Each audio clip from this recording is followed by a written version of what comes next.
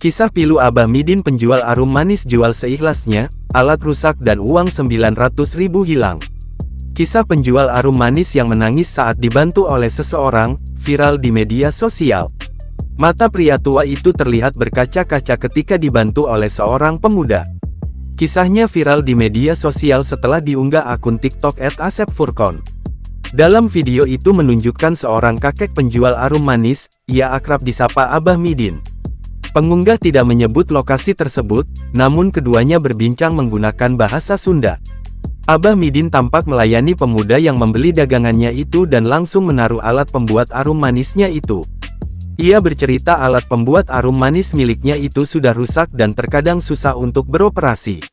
Beberapa kali mencoba, akhirnya alat pembuat arum manis miliknya pun menyala. Tak lama, pesanan pemuda bernama Asep itu pun telah selesai.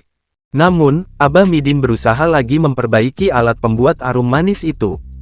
Ketika ditanya berapa harga dagangannya, Abah Midin pun menyerahkan kepada sang pembeli.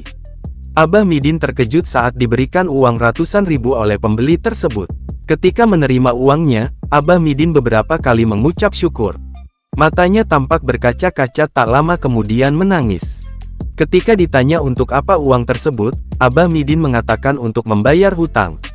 Ia mengaku memiliki hutang ketika bulan puasa Ramadan kemarin sebesar 900.000.